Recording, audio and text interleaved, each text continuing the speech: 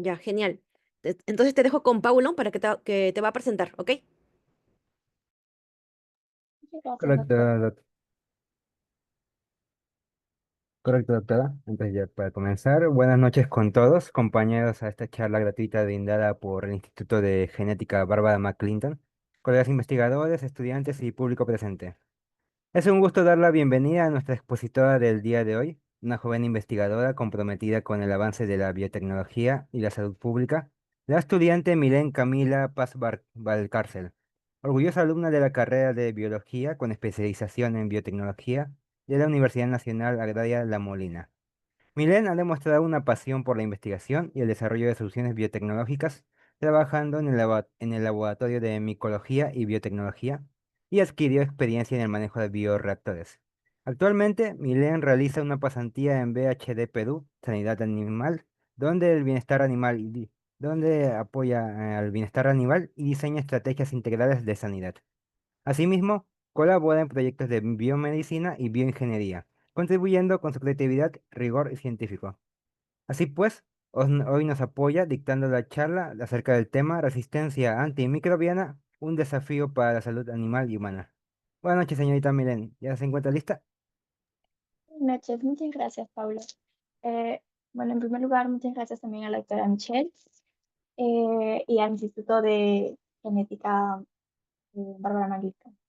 Mi nombre es Milene y en la tarde de hoy hablaré sobre un tema muy importante que amenaza la salud global y futura, que es la resistencia antimicrobiana, un desafío para la salud animal y la salud humana. Bueno, primero comenzar contándoles un poco sobre mí. Como ya había mencionado, Paulo, soy estudiante de biología de la especialidad de biotecnología en la Universidad Nacional Agraria de La Molina. Pertenezco al Círculo de Investigación de Biomedicina y Bioingeniería, también conocido como Biomed. Y bueno, actualmente formo parte del Laboratorio de Química Biológica y Bioanálisis. Sin embargo, anteriormente tuve la oportunidad de estar en el Laboratorio de Biotecnología y Micología, también conocido como el LMB. Y finalmente, tuve la oportunidad de tener una pasantía en la empresa BHD Sanidad Animal, que estuvo muy comprometida con el bienestar animal. Y bueno, hablaré un poco más sobre esta experiencia en diapositivas más adelante. Empezando con una pequeña introducción sobre nuestro tema de interés. ¿Por qué es necesario, por qué se habla de la resistencia antimicrobiana en la actualidad? Bueno, quiero empezar con dos sencillas preguntas. Y el primero es, ¿quién nunca ha ido al médico por una infección? Puede ser una infección a la garganta, una infección estomacal. Y bueno, sé que la respuesta es que definitivamente todos hemos ido alguna vez al médico por este tipo de razones. Y nuestro objetivo siempre ha sido curarnos de la enfermedad que nos dolece. Bueno, y algo importante que recibimos luego de una cita es una receta. Esta receta médica contiene una lista de medicamentos que debemos adquirir en una farmacia. Pero entre esta lista están los antibióticos, que será un personaje muy importante en nuestra charla del día de hoy. Y bueno, eh, al haber consumido tantos antibióticos en nuestra vida diaria y por diversas razones, es importante conocer cómo surgieron, cómo empezó la historia de la era de los antibióticos. Para ello, remontaremos en la década de 1920 con el científico británico Alexander Fleming y su descubrimiento de la penicilina. Pero ¿cómo ocurrió esto? Bueno, fue algo casi fortuito. Fleming se encontraba en su laboratorio y pudo observar que las colonias de la bacteria con la que estaba trabajando, que era Staphylococcus aureus, habían sido agotadas o eliminadas por una sustancia que producía cierto moho y creció en la misma placa Petri donde él estaba investigando. Bueno, esta sustancia, como ya la conocemos, la llamó penicilina. Sin embargo, no se detuvo ahí. Luego, décadas después, en 1930, el científico y médico alemán Gerhard Blumenbach, mientras investigaba químicos colorantes en una empresa alemana, notó que uno de ellos, llamado el protonocil, tenía actividades antimicrobianas significativas, por lo que podía combatir a los Streptococcus en animales enfermos. Bueno, sin embargo, este colorante no era en sí el causante de esta actividad, sino un componente que contenía, que es la sulfonamida. Este fue el primer antibiótico que podía administrarse vía oral y con una baja dosis de toxicidad. Fue así como que con esta herramienta poderosa contra las infecciones, se despertó nuevamente el entusiasmo por encontrar más compuestos parecidos y con estas propiedades. A partir de estos descubrimientos, en las décadas de 1940 y 1970 surgió lo que conocemos como la época dorada de los antibióticos. Durante estos años se descubrieron muchas otras sustancias que hoy son capaces de eliminar bacterias, como lo que conocemos la streptomicina, la tetraciclina, la eritromicina y entre muchas otras como la amoxicilina. Bueno, fue gracias a estos avances que las enfermedades que antes eran mortales, como la tuberculosis, la sífilis o la neumonía, comenzaron a tratarse con éxito, pudiendo aumentar la expectativa de vida. Y los antibióticos se convirtieron en los pilares fundamentales de la medicina moderna. Sin embargo, con el paso del tiempo ocurrió algo preocupante. A medida que los antibióticos se usaban cada vez más, algunas bacterias empezaron a mostrar algo extraño. Bueno, se observó que ciertos grupos de bacterias empezaron a desarrollar mecanismos de resistencia. Fue así como empieza nuestro desafío de hoy, el motivo de nuestra exposición, la resistencia antimicrobiana. Bueno, antes de continuar, nuevamente quiero hacer dos preguntas. ¿Alguna vez han usado antibióticos sin receta médica o han tenido alguna infección que no mejoraba a pesar del tratamiento? Bueno, es muy probable que sí. Yo también en alguna vez, bueno, pensando que tenía una infección a la garganta, he tomado simplemente paracetamol u otra medicina. Y estas situaciones son comunes, más de lo que pensamos, y están directamente relacionadas con la problemática que enfrentamos hoy, la resistencia. Hablemos de un caso real y reciente. Esto ocurrió en México a finales de 2024, donde se registró un brote mortal de la bacteria Klebsiella oxytoca. Y bueno, ¿qué es en primer lugar esta bacteria? Es una enterobacteria que se suele encontrar en hospitales y ha desarrollado una enorme resistencia a los antibióticos. ¿Pero qué sucedió aquí en México? Bien, las autoridades eh, investigaron y encontraron que la bacteria estaba en nutriciones intravenosas, causando la muerte de 13 menores y la hospitalización de otros 7. Esto fue definitivamente grave y considerado como un brote mortal, ya que estas bacterias eran muy resistentes a los antibióticos que estaban a la mano en el hospital. Y también demostró que las bacterias pueden propagarse incluso a través de productos médicos, poniendo en riesgo la vida de los pacientes más vulnerables, como en este caso fueron los niños y neonatos también, que poseían los sistemas inmunológicos más debilitados. Veamos esta figura que refleja la tasa de muerte por edad atribuibles y asociadas a la resistencia antimicrobiana por región. Esta gráfica, publicada por The Lancet en 2022, muestra el impacto desigual pero generalizado de la resistencia antimicrobiana en distintas regiones del mundo. Como vemos, regiones como el África subsahariana, por este lado, y el sur de Asia presentan las más altas tasas de resistencia y posiblemente asociado a las desigualdades del acceso a la salud, diagnóstico, control y monitoreo. Sin embargo, es importante resaltar, como vemos en la figura, que ningún continente está libre del problema. Vemos que en todas las regiones hay un impacto significativo de la resistencia, lo que refleja y refuerza que la resistencia antimicrobiana es un problema global, que vendría a ser una amenaza global. Hablemos ahora sobre los conceptos.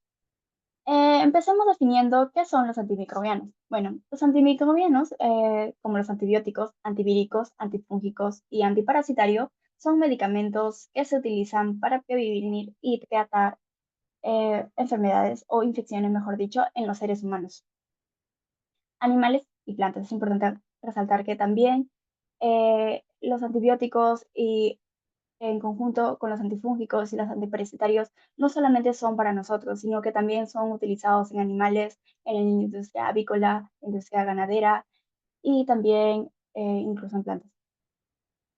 Bueno, ¿y qué es la resistencia antimicrobiana? Bueno, la resistencia se define como la capacidad de un microorganismo de resistir los efectos de los antibióticos. Esto puede ser una característica inherente de la bacteria o puede ser una característica adquirida durante el proceso infeccioso. Bueno, seguro ahora se preguntarán, ¿cómo es que las bacterias se vuelven resistentes? ¿Cómo es que se desarrolla la resistencia? Bueno, las bacterias se vuelven resistentes a los antibióticos desarrollando mecanismos de acción. Estos mecanismos impiden que los antibióticos puedan ejercer eh, su función en su totalidad. Y estos son tres: la inactivación del antibiótico por enzimas hidrolíticas, la modificación bacteriana que impide la llegada del antibiótico al sitio blanco y la modificación del sitio blanco al antibiótico. El primero es el más común, el mecanismo más frecuente, donde ocurre que las bacterias hidrolizan a los antimicrobianos impidiendo su acción. Un ejemplo de estas enzimas son las beta-lactamasas, las muy conocidas beta-lactamasas. En segundo lugar, tenemos las modificaciones bacterianas que impiden la llegada del antibiótico al punto blanco. Aquí las bacterias pueden producir mutaciones en las porinas de la pared, como vemos en la imagen, por este lado, o también interferir con o alterar, mejor dicho, los sistemas de transporte, como las bombas de flujo. Y por último, tenemos a la modificación del sitio blanco. En esta parte sí es muy importante resaltar que el sitio blanco, también llamado punto diana, es la molécula o estructura específica dentro de la bacteria donde el antibiótico ejerce su acción o su efecto. Entonces, ¿en qué consiste este mecanismo? Bueno, básicamente es en alterar esta estructura para que el antibiótico no pueda unirse o se una con menor afinidad. Hablemos sobre la transferencia horizontal de genes. Bueno, en realidad esto no es más que otra cosa que el traspaso de información genética entre bacterias, permitiendo la variabilidad y la evolución bacteriana. Esto es importante ya que permite generar capacidad de adaptación a los nuevos ambientes. Pero ¿cuál es la relación entre la transferencia horizontal de genes y lo que habíamos mencionado anteriormente? Bueno, muchos de los genes de resistencia se encuentran en elementos genéticos móviles como los plásmidos, caspofones o interones. Estos elementos pueden moverse entre bacterias mediante tres mecanismos. El primero, la conjugación; el segundo, la transformación; y por último, la transducción. Ahora pasaré a explicar a detalle, bueno, a hablar un poquito más sobre estos tres. El primero, hablando de la conjugación, este es un proceso mediado por plásmidos que tienen la propiedad de transferirse de una célula a otra gracias al contacto directo entre ellas mediante un poro de conjugación o un pili sexual. El segundo, la transformación, ocurre cuando la bacteria capta el ADN del ambiente y lo integra a su genoma, también teniendo la capacidad de expresar este ADN. Y finalmente la transducción, que vendría a ser la transferencia del material genético de una bacteria a otra mediante un virus, que es muy conocido como los bacteriófagos. Este tipo de virus pueden integrarse en el genoma bacteriano y al transferirse de una célula a otra, puede llevar la parte de este genoma y así transferir los genes. Y entre ellos están, bueno, los genes de resistencia.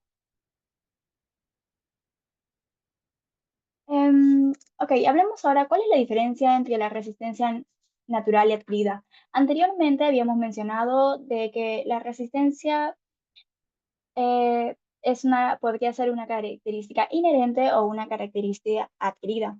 Pero ahora realizaremos esta comparación para poder que los detalles y los conceptos queden mucho más claros. Bueno, la resistencia natural, como habíamos mencionado, es una característica inherente eh, y pertenece a ciertas especies bacterianas. Esto quiere decir que esta bacteria nunca fue susceptible al antibiótico porque carece de blanco donde actúa el antibiótico, o también puede poseer barreras naturales. Pongamos un ejemplo. Este es el micoplasma. Sabemos muy bien que carece de pared celular. Por lo tanto, los beta-lactámicos que atacan a la pared no tienen ningún poder antimicrobiano contra este tipo de bacterias. ¿Y cuáles serían las características de la resistencia natural? Bueno, en primer lugar es que no está presente en todas las cepas de la especie. También que no necesita exposición previa al antibiótico para obtener esta característica y que no se adquiere por transferencia horizontal de genes.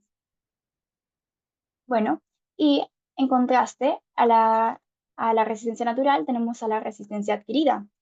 Esto ocurre en un proceso infeccioso cuando una bacteria que era sensible ahora se ha vuelto resistente.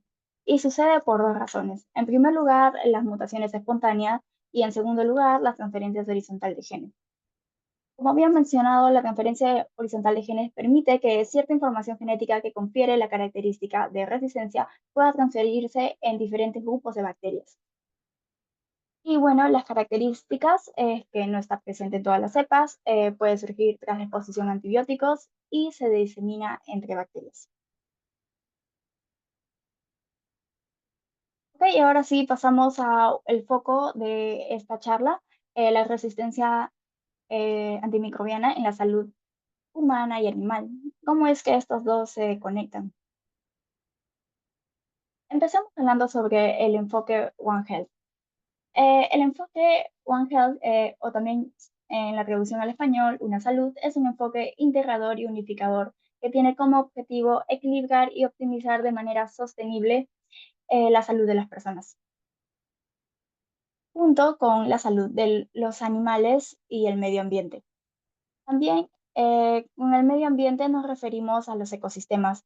Hay que tener en cuenta que la resistencia antimicrobiana también influye bastante en la diseminación por la contaminación de agua y la contaminación de suelo y también la contaminación del aire. Este enfoque establece que la salud humana y la sanidad animal son interdependientes y están vinculados, como había mencionado, con los ecosistemas. ¿Cómo se relaciona esto con la resistencia antimicrobiana? Bien, los antimicrobianos usados en la veterinaria y en la salud animal pertenecen a las mismas familias y por lo tanto también tienen mecanismos de acciones muy similares, lo que incrementa los riesgos de transmisión entre bacterias resistentes entre el ser humano y los animales a través de la cadena alimenticia o otras vías de contacto o contaminación. Es importante también resaltar que ningún sector puede abordar por sí solo la resistencia, sino que se necesita un monitoreo y una vigilancia continua.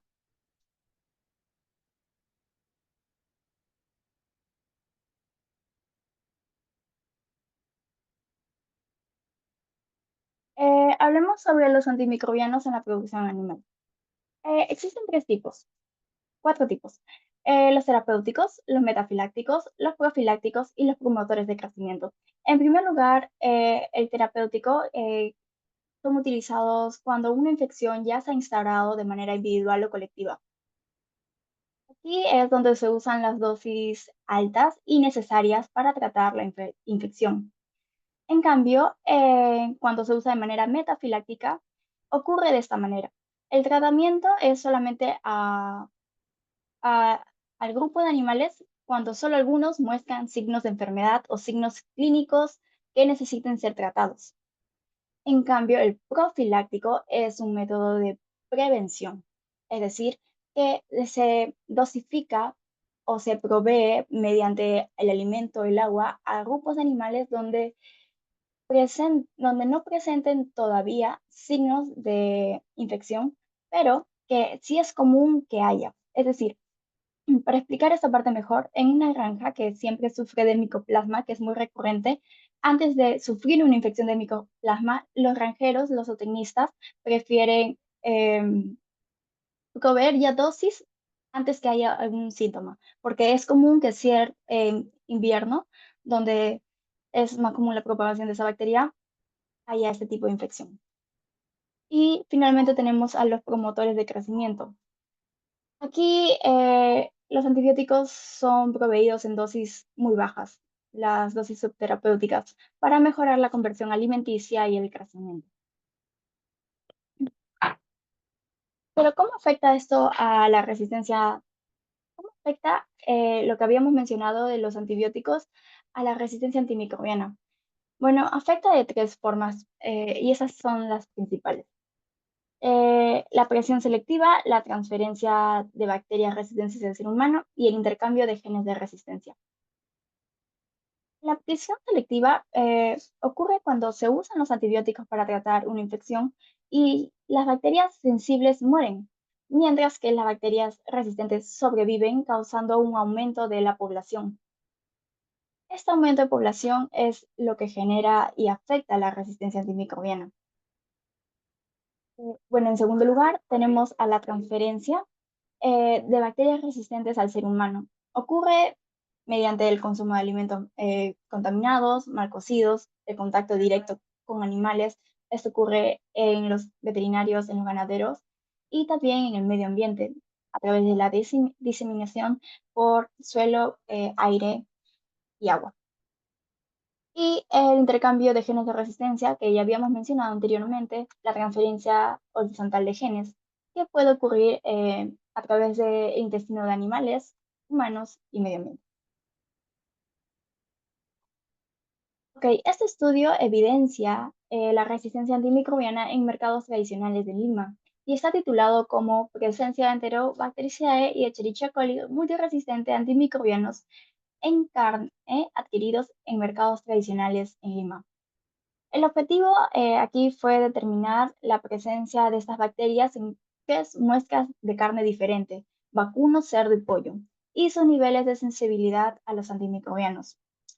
Aquí, este estudio fue realizado en tres mercados situados en el norte, en el distrito de Comas, en el centro, en el distrito de La Victoria, y en el sur, en el distrito de Villa Salvador.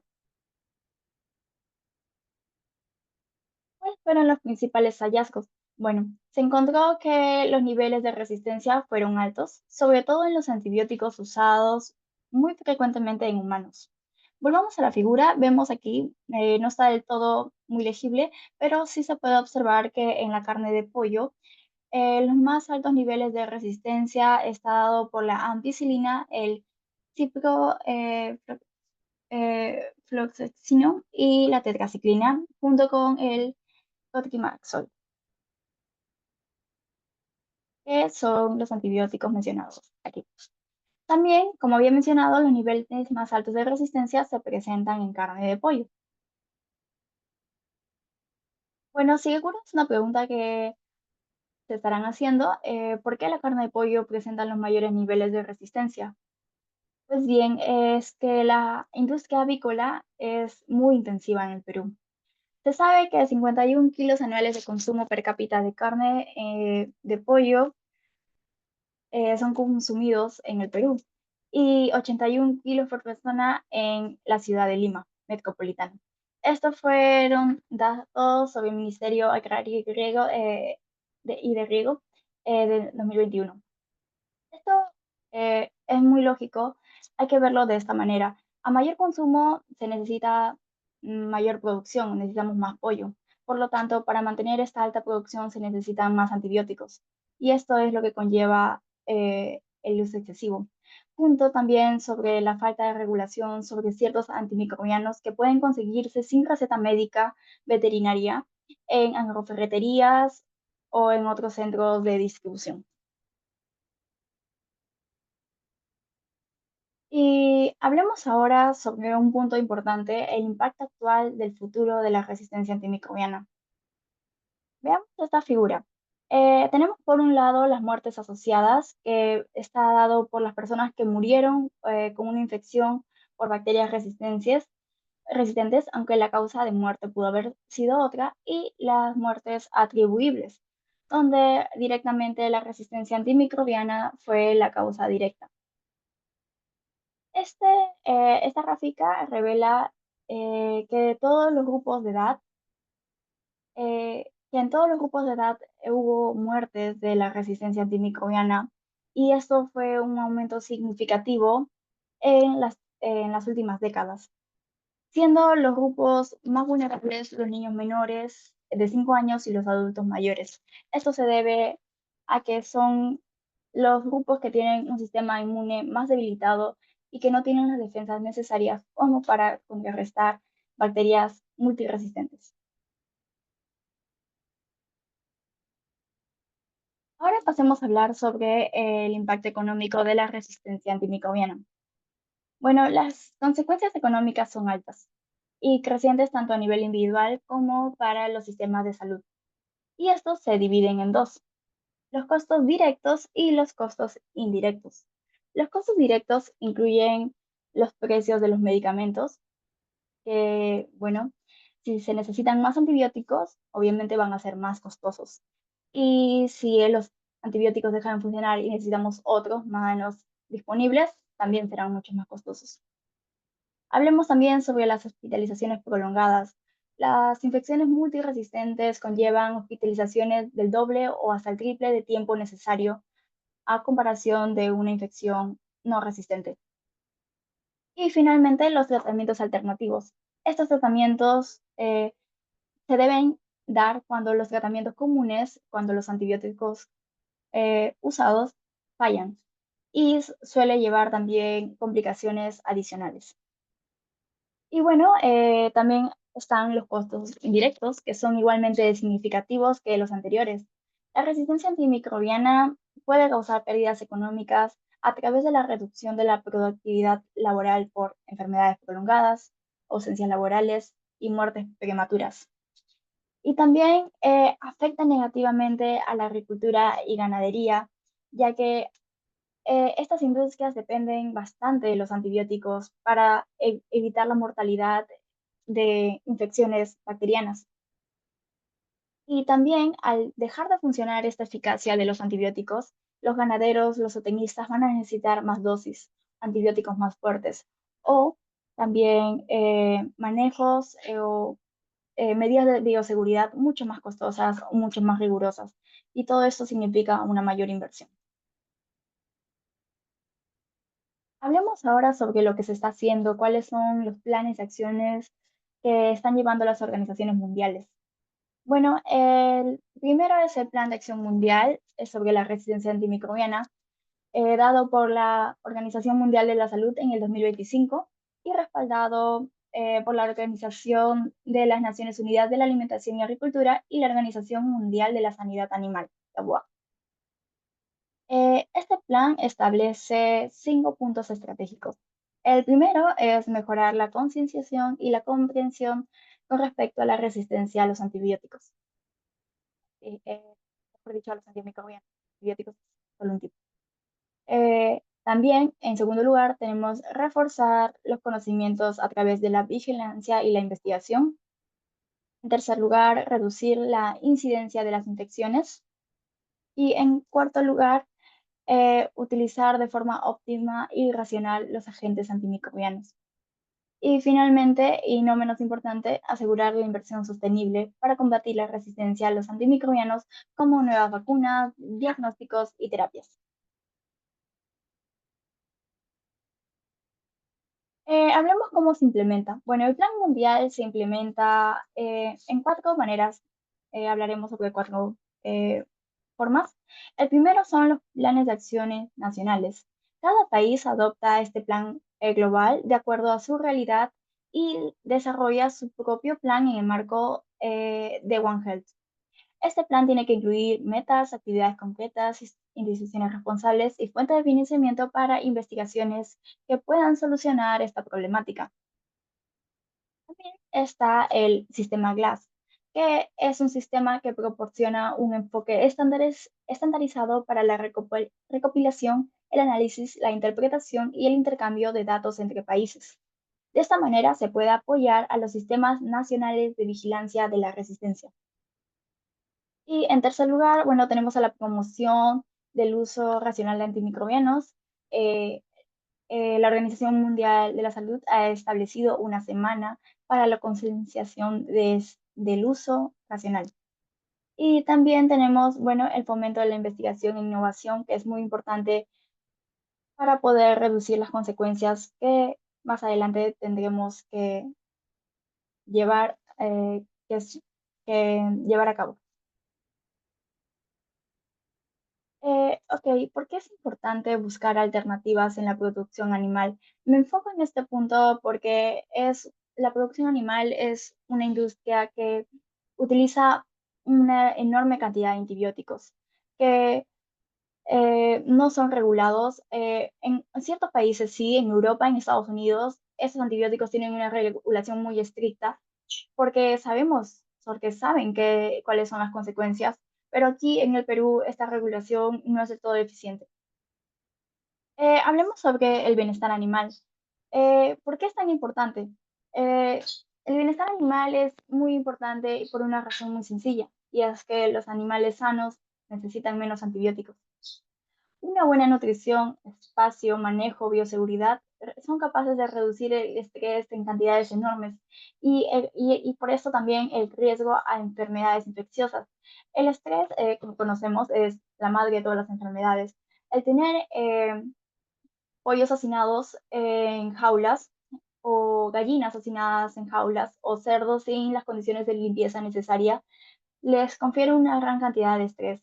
Y ese estrés también los hace mucho más susceptibles a enfermedades como enfermedades entéricas, enfermedades respiratorias, que para el zootecnista eh, significa más cantidad de alimento, más cantidad de antibiótico o llamarle al veterinario una inversión más grande, por el que a veces simplemente aumentan la cantidad de antibióticos y antibióticos y antibióticos para aumentar el crecimiento y tratar de acelerar el rendimiento debido a que los animales están estresados. Esto se conoce como buenas prácticas. Y bueno, hemos hablado a lo largo de la charla solamente sobre la problemática. Ya de manera final, hablaré sobre las alternativas. Bueno, en primer lugar, las vacunas. Estas son necesarias para prevenir enfermedades comunes en animales de producción. Se conoce que las vacunas son solo para virus, pero no es de todo cierto. En la producción animal también se utilizan vacunas para tratar el micoplasma y se vacunan a los pollitos desde una edad muy temprana, a los días de nacer. También los probióticos y prebióticos para fortalecer la microbiota intestinal. Los botanistas conocen muy bien que una microbiota intestinal sana es un animal sano. También están los fitoquímicos y los extractos vegetales con actividad antimicrobiana.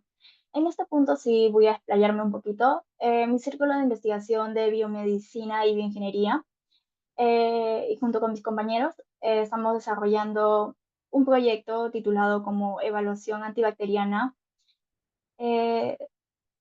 de la actividad antibacteriana de extractos de plantas medicinales andinas, nativas andinas, para evaluar su efecto contra Escherichia coli, un patógeno muy importante en los problemas entéricos de la producción animal. Ya hemos pasado la etapa de planteamiento y recién vamos a empezar la parte de experimentación, pero lo menciono para motivar también a los estudiantes que están presentes en buscar alternativas a esta problemática, que la verdad que hay mucho que explorar y que es muy importante adecuar esas alternativas a nuestra situación actual en el país. También a mencionar a las terapias con bacteriófagos, que es una herramienta muy novedosa y seguramente muy importante eh, en el futuro. Y también la cría selectiva para animales más resistentes a infecciones. Aquí cumple un papel muy importante la ingeniería genética. Bueno, para ya concluir esta pequeña conferencia, mencionaré que ciertos puntos. La resistencia antimicrobiana nos afecta a todos. Y esto es porque la resistencia no distingue fronteras ni especies. Afecta nuestra salud, la de los animales, la de los alimentos consumimos, el ambiente en que vivimos, y para enfrentarla es necesario la participación activa de todos, los profesionales de la salud, los productores, las autoridades, los extremistas, los consumidores, los ciudadanos. También mencionar que un cambio de cultura en humanos y la producción es muy necesario. No se debe usar los antibióticos u otros antimicrobianos sin una concienciación, sin un motivo necesario. Es decir, es importante tener un uso racional. También mencionar que más conocimiento, más prevención, es importante a todo esto la resistencia, ya que es muy difícil de combatir como tal a las bacterias multiresistentes, es las medidas preventivas. Hay que prevenir antes de que las bacterias se hagan cada vez más resistentes. Y finalmente, sin acción hoy, sin cura mañana. Con esto me refiero a que si no actuamos hoy, podríamos volver a la era en que las infecciones eran mortales. Y el futuro de la medicina y la producción y la salud global depende de que todos tomemos una decisión. Eso sería todo. Agradezco mucho la oportunidad de la exposición.